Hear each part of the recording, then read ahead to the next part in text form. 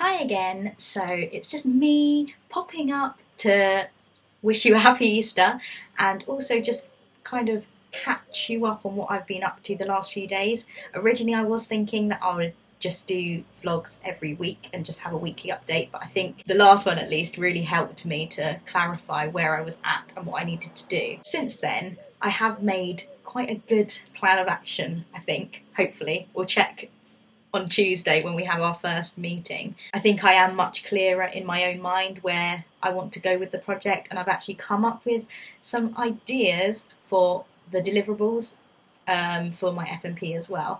On top of that, I have furthered my thinking for the competition briefs that I'm doing as well.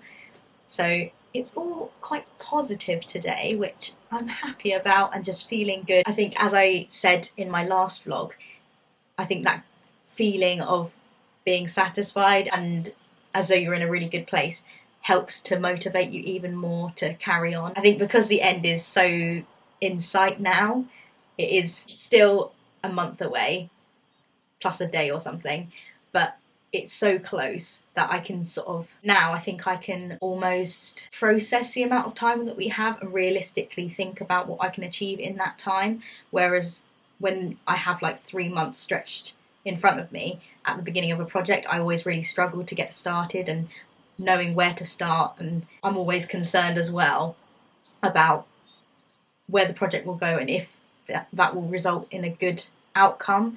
I'm definitely a culprit, I guess, of post-rationalisation a lot in my work, but for this I actually did trust in the process and it finally worked. So 3 years of doing this degree and it's worked, so that's all good. And also this morning I've just been rearranging my whole workspace. I was really struggling on my desk to fit all my work and pages and different projects on it, as well as my laptop. But now I have this desk space behind me, which I don't know whether you can see, but it's really handy because it means that I've laid out each brief, what I've been up to, all the notes that I've made, and then also have half of the table that's entirely dedicated to FMP. And although you can probably see, I am very much now packed in. I think for another month I can definitely live with that, and I can still walk around a bit, stretch my legs, and I can move out of my room obviously. So that's just like the update for this morning. I've also started writing up my process book, which I tend to really enjoy doing, but I will always leave it to the last minute. So I'm cramming in images and then writing really random captions that kind of make sense but aren't the best way to communicate what I've visualised or what I've been doing. I started this morning, spent I think about an hour on it. In the long run, I've done about the first week of January. That's just the way that I personally tend to write my process book, going through chronologically and just then kind of refreshing on what thoughts I had at the time and then looking back on that and reflecting on what I found and how that then led to the next thing. So yeah, I don't know if that's like a tip or anything, but you guys all know how to write a process book by now, like you don't need me to tell you.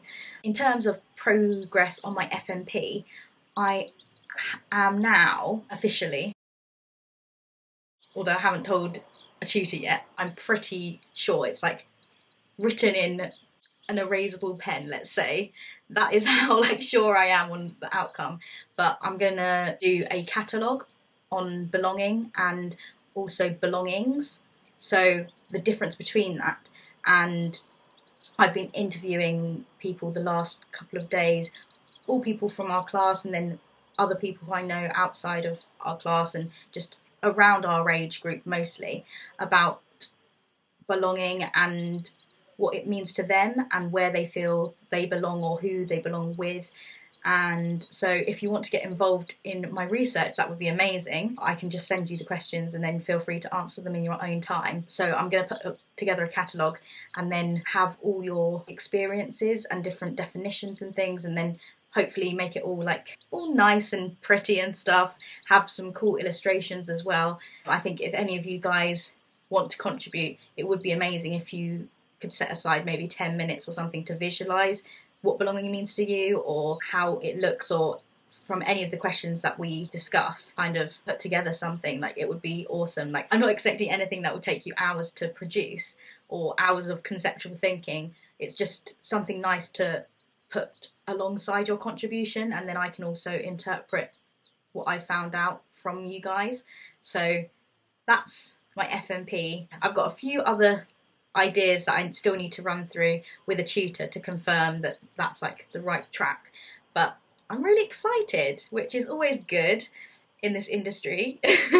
So that's that. For JDO, I'm doing peanut butter coffee, so that's an interesting one to package up. I haven't really started on the visualization of that, but I've got a name, which it just makes me laugh thinking about it, but I'll update you on that later, I think, in another vlog, once I've got some visuals together that I can show you.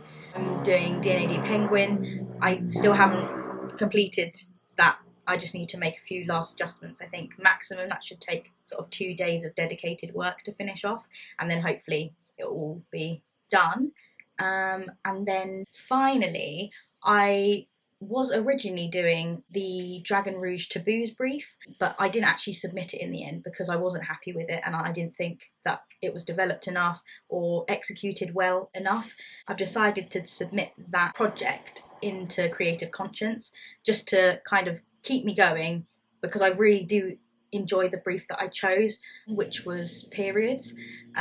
So with the catalyst for Creative Conscience, it means that I can be way more open with the deliverables that I offer and the, I guess, like outreach as well, whereas I was quite wary that because it was in collaboration with a brand, you had to choose a brand to break this taboo with, and I chose TikTok because my audience was sort of 12 to 16-year-olds.